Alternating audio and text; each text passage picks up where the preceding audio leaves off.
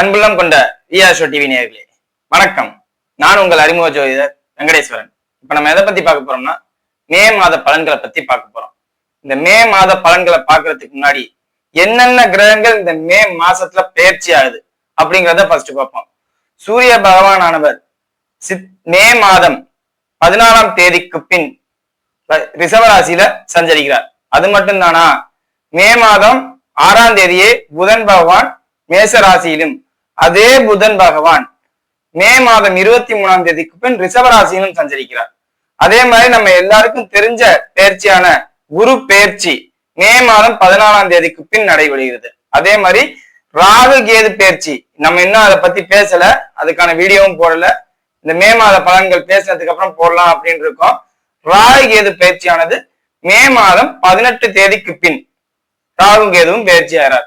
அப்படிங்கும்போது இந்த குறிப்பான முக்கிய கிரகங்கள்னு சொல்லப்படுற குரு பகவானும் ராகு கேதுவும் இணைந்து இந்த மாதத்தில் பயிற்சி ஆகிறார்கள். அப்படி பயிற்சி ஆகும் போதுல 12 ராசிக்கும் எவ்விதமான பலன்களை தரப்போகுது, உங்களுக்கு அனுகூலமான பலன்களை தரப்போதா, இல்ல பாதகமான பலன்களை தரப்போதா, இல்ல நம்ம சாதாரண நிலையில இருப்போம், திடீர்னு மிகப்பெரிய அதிர்ஷ்டங்கள் எதுவும் நம்ம தேடி வரப்போதா அப்படிங்கிறத பத்தி ஃபுல் வீடியோல பேசியிருக்கோம். சரியா? இப்ப வாங்க 12 ராசிக்கான பலன்களை பார்ப்போம். கடகராசி அன்பர்களே, இந்த மே மாதமானது உங்களுக்கு ராசிக்கு 10ஆம் இடத்துல சூரியன் உச்சம், அதே மாதிரி ராசிக்கு 11ஆம் இடத்துலயும் சூரிய பகவான் சஞ்சரிப்பார். அப்படி சஞ்சரிக்கும் போதுல எந்த மாதிரி மாற்றங்கள் நடக்க போகுதுன்னா, தொழில் ஸ்தானத்துல நீங்க அதிகாரத்துக்கு வரப்போறீங்க. அதாவது தொழில் அதிபர்களாக இருக்கும் பட்சத்தில் அனைத்து முடிவுகளையும் நீங்க எடுக்க போறீங்க அப்படின்னு அர்த்தம். முடிவுகள் மட்டும்தானு கேட்டா முடிவுகள் மட்டும் இல்ல, சில சீர்திருத்தங்களும் நடக்க போகுது. அதாவது சீர்திருத்தங்கள் சொல்லப்படுறதோட உங்களுக்கு சரி இது மட்டும்தான் சரி, இது மாதிரிலாம் தப்பு அப்படின்னு நினைக்கிற தன்மையில இருக்கும் பாத்தீங்களா, அதெல்லாம் சரி பண்ணி எல்லாமே ஒரு பக்குவப்படுத்திடுவீங்க. அதாவது முடிவுக்கு கொண்டு வர்றது இல்லைங்களா, அந்த முடிவு எடுக்கிறது தன்மைக்கு நீங்க கொண்டு வந்துடுவீங்க. அதே மாதிரி ராசிக்கு 11ஆம் இடத்துல 2ஆம் அதிபதி வர்றதுனால வருமானத்துக்கு ஒரு குறை இருக்காது. வருமானம் சொல்றது இன்னும் ஊதிய உயர்வு சார்ந்த அமைப்புல கூட வரலாம், இல்லாட்டி தொழில அதிகமான லாபம், அதாவது எந்தைக்கும் இல்ல எந்த மாசமும் இல்லாம இந்த மாசம் உங்களுக்கு அதிகமான வருவாய் கிடைக்கிற மாதிரி உள்ள சூழ்நிலையில பணம் அதிகமா உங்க கைக்கு வந்து வர்ற தன்மையில இருக்கும். அதே மாதிரி உங்களோட பெயர், அந்த கௌரவம் சொல்லுவாங்கல்ல, அந்த கௌரவம் சார்ந்த அமைப்பு கொஞ்சம் பாதிக்கப்படும். என்ன இந்த நபர் இதுக்காண்டி இப்படி நடந்துக்கிறாரே, இது காரணம் சூரியன் சஞ்சரிப்பு இல்ல, குரு பகவான் ராசிக்கு 12ல வர்றார். குரு பகவான் ராசிக்கு 12ல வரும்போதுல கொஞ்சம் அவமரியாதை ஏற்படும். அந்த அவமரியாதைகள்லாம் சலிச்சுக்கிட்டு தான் வாழணும். அது ஒன்றும் பெரிய அளவுல எல்லாம் பாதிப்படாது, ரொம்ப சிம்பிளா தான் இருக்கும். அதை நீங்க பாத்துக்கோங்க. சரியா?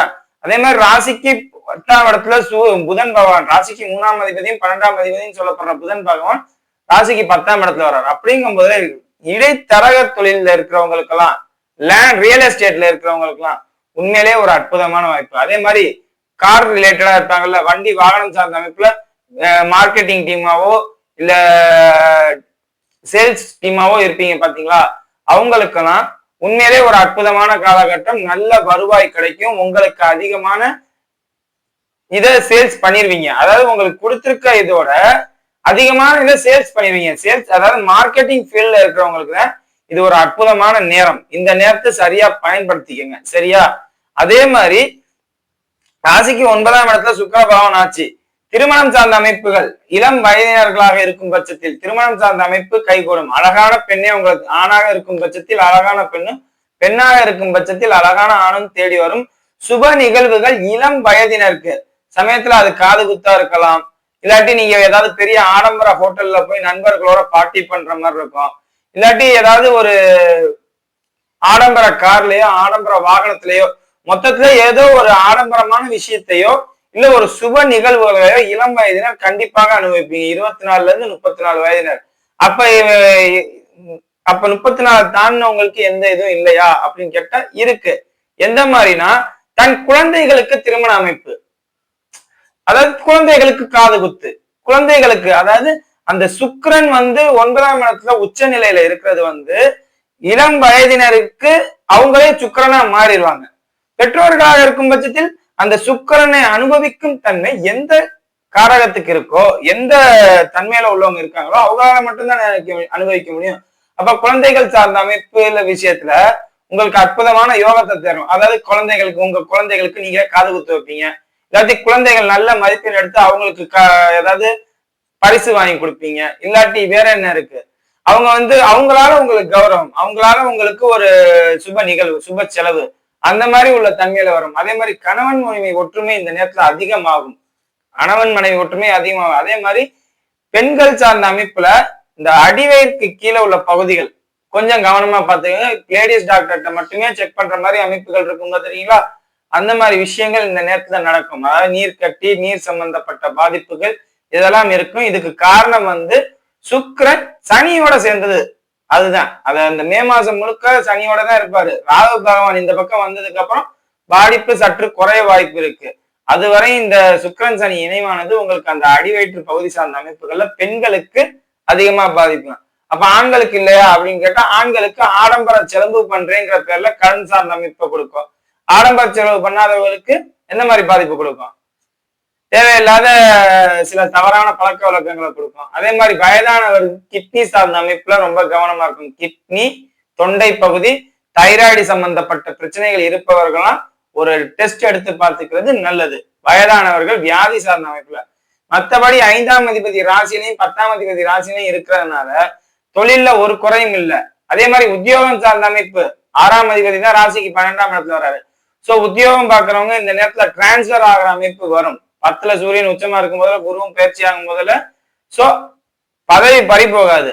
ஆனா பதவியில ஒரு மாற்றம், ஒன்னும் ஊதிய உயர்வு கொடுத்து பதவி உயர்வு கொடுத்து டிரான்ஸ்பர் பண்ணுவாங்க, இல்லையா டெம்பரவரியா நீங்க ஒரு கொஞ்ச நாளைக்கு ஒரு 10 நாளைக்கு லீவ் போட்டு ரெஸ்ட் எடுக்கிற தன்மையில வரும். அது எந்த மாதிரின்னு நம்ம சொல்ல முடியாதுல்ல. ஏன்னா ஜனனகால ஜாதகம் சாதகமாக இருந்தால், நல்ல நேரமா இருந்தா இதெல்லாம் அப்படியே மாறும். எப்படி பதவி உயர்வு, ஊதிய உயர்வு, டிரான்ஸ்பர், அப்படி பாதிப்பா இருந்துச்சுன்னா எப்படி இருக்கும்? அப்படியே மாத்திக்கோங்க. 10 நாள் ரெஸ்ட் எடுத்து ஆபீஸுக்கு லீவ் போட்டு இது பண்ணிருவீங்க அப்படிங்கிற ஒரு தன்மை. அதே மாதிரி 6ஆம் அதிபதி 6ஆம் வீட்டை பார்ப்பதனால் வேலை இல்லாமல் தவிக்கும் கடகராசியினராக இருக்கும் பட்சத்தில் உங்களுக்கு இந்த நேரத்துல வேலை சார்ந்த அமைப்பு கைகூடும். எப்ப? இந்த மாத கடைசியில 25 தேதிக்கு பின் உங்களுக்கு வேலை சார்ந்த அமைப்புகள் கைகூடும். முயற்சி நீங்க எடுக்கணும். 3ஆம் அதிபதியும் 12ஆம் அதிபதியும் 11ஆம் இடத்துக்கு வருவார். பாத்தீங்களா? மே 23ஆம் தேதிக்கு அப்புறம் 11ஆம் இடத்துக்கு வருவாரு. அப்ப முயற்சிகள் வெற்றி அளிக்கும் அப்படிங்கிற ஒரு தன்மையில உங்களுக்கு மே 23க்கு பின் வேலை இல்லாதவர்களுக்கு வேலைக்கு முயற்சி செய்யும் போது கிடைக்கும் அப்படிங்கிறத சொல்றேன். அதே மாதிரி வெளிநாடுக்கு போகணும்னு நினைக்கிறவங்க இந்த நேரத்துல வெளிநாடு சார்ந்த அமைப்பு இருக்கான்னு கேட்டா தாராளமா இருக்கு. 12ஆம் இடத்துல குரு பகவான் இருக்கிறது வெளிநாடு சார்ந்த அமைப்புகள்ல நல்ல யோகம். அதே மாதிரி 8ஆம் இடத்துக்கு ராகு வரப்போறார். சோ வெளிநாடு முயற்சி செய்பவர்கள் மே 18க்கு பின் எல்லா விதத்திலையும் ஏற்றம் இருக்கும். வெளிநாட்டுல வேலையில இருந்து திரும்பி வர்றவங்களா இருக்கும் பட்சத்தில் இருக்கவங்க திரும்பியும் வேலைக்கு போகணும், விசா நான் அப்ளை பண்ணி எனக்கு எக்ஸ்டென்ஷன் கிடைக்குமா அப்படின்னு கேட்டா தாராளமா கிடைக்கும். சோ வெளிநாடு சார்ந்த அமைப்புல உள்ளவங்களுக்கு எல்லாம் அற்புதமான நேரம்.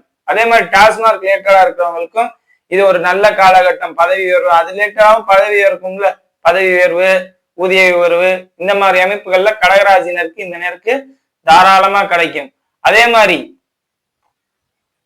புதன் ஆதிக்கத்துக்கு உட்பட்ட டாக்குமெண்ட் சார்ந்த அமைப்புகள்லாம் 23ஆம் தேதிக்கு அப்புறம் உங்களுக்கு உண்மையிலேயே நல்லா இருக்கும். வருமானம் தேதி வர தன்மையில இருக்கும். அதே மாதிரி லைஃப் இன்சூரன்ஸ் இருப்பீங்கல்ல, லைஃப் இன்சூரன்ஸ்ல டாக்குமெண்ட் ரிலேட்டடா இருப்பீங்களா, எல்ஐசி டாக்குமெண்ட் ரிலேட்டடு, இல்லாட்டி வக்கீல் துறையில இருக்கிறவங்க, இவங்களுக்கெல்லாம் மே 23க்கு பின் நல்ல அனுகூலமான பலன்கள் கிடைக்கும். சரியா? இப்ப வாங்க நட்சத்திர ரீதியான பலன்களை பார்ப்போம். புனர்பூச நட்சத்திரக்காரர்கள், புனர்பூச நட்சத்திரக்காரர்களை பொறுத்தவரை எல்லா விதத்திலையும் ஏற்றம் சொல்றதோட உங்க குழந்தைகளுக்குத்தான் ஏற்றம். இளம் வயதினர்களாக இருக்கும் பட்சத்தில் புனர்பூச நட்சத்திரக்காரர்களுக்கு எல்லா நாட்களும் ஒரு நாட்களே எனக்கு அப்படிங்கிற ஒரு தன்மையில தான் நிகழும். குழந்தைகள் சார்ந்த இதே 40 வயதை கடந்தவர்களாக இருக்கும் பட்சத்தில் இந்த நேரகட்டம், இந்த நேரமானது நல்லா வேலை செய்யும். எப்படின்னா, குழந்தைகளுக்கு பைக் வாங்கி தரேன், குழந்தைகளுக்கு திருமணம் பண்றேன், குழந்தைகளுக்கு காது குத்து வைக்கிறேன், குழந்தைகளுக்கு நான் ஒரு சந்தோஷமான நிகழ்வை நான் ஏற்படுத்தி தரணும்னு நினைக்கிறேன். அந்த மாதிரி தன்மையில எல்லா விதத்திலும் ஏற்றமா இருக்கும். அதே மாதிரி பெரும் பணம் சார்ந்த அமைப்புல கொஞ்சம் கவனமா கையாளணும். ஏன்னா உங்க ராசிக்கு 12ஆம் இடத்துல உங்க நட்சத்திராதிபதியும் இருக்கிறார். அதனால ரொம்ப கவனமா இருக்கணும். பேங்க் ரிலேட்டடாவோ வாத்தியார் ரிலேட்டடாவோ இருக்கிறவங்க பெண்கள் சார்ந்த அமைப்புல ரொம்ப ரொம்ப எச்சரிக்கையா இருங்க. நான் ஏன் பெண்கள் சார்ந்த அமைப்புன்னு சொல்றேன்னா, ராசிக்கு 9ஆம் இடத்துல சுக்கிரன் உங்களுக்கு இயல்பாவே பகை கிரகமானவர். அவர் சனியோட இணைந்து இருக்கிறது மே 18 வரையும் ராகுவோட இணைந்திருக்கிறது. மே 18 வரையும் எல்லா விதத்திலையும் கவனமா இருக்கணும். சரியா? பெண்கள் சார்ந்த அமைப்புலையும் நகை சார்ந்த அமைப்புலையும். சரியா? அடுத்தது பூச நட்சத்திரக்காரர்கள். பூச நட்சத்திரக்காரர்கள் பொறுத்தவரை உங்க நட்சத்திராதிபதி 9ஆம் ராசிக்கு 9ஆம் இடத்துல இருக்காரு. அதே மாதிரி சகல விதத்துல ஏற்ற வேலையில கொஞ்சம் உத்தியோகத்துல இருக்கிறவங்க, உத்தியோகம்னா என்ன, அடுத்தவங்கள்ட்ட வேலை பார்க்கிறவர்களுக்கு மட்டும் கொஞ்சம் வேலையில இடர்பாடு வரும். கொஞ்சம் எண்ணத்தை வேலை பார்த்துக்கிட்டுன்னு வரும். மனசு சடசடன் இருக்கும். ஒரு ஊக்கம் இல்லாத தன்மை, அப்படிதான் சொன்னாத, ஊக்கம் இல்லாத தன்மை இருக்கும். ஏதோ ஒண்ணு இழந்த மாதிரியோ இல்ல ஏதோ ஒண்ணு ஊக்கம் இல்லாத தன்மை, அதான் ஒரு பூஸ்ட் இருக்காது, எனர்ஜி இருக்காது. மற்றபடி தொழில் சார்ந்த அமைப்புல இருக்கவங்களுக்கு 10ஆம் அதிபதி நீச்சம். வேலையாட்களிடம் எச்சரிக்கையாக இருக்கவும். வேலைக்கு இருக்கிறவங்கள்ட்ட கவனமா இருங்க, எச்சரிக்கையா இருங்க. அவங்களால ஒரு பாதிப்பு வரும்.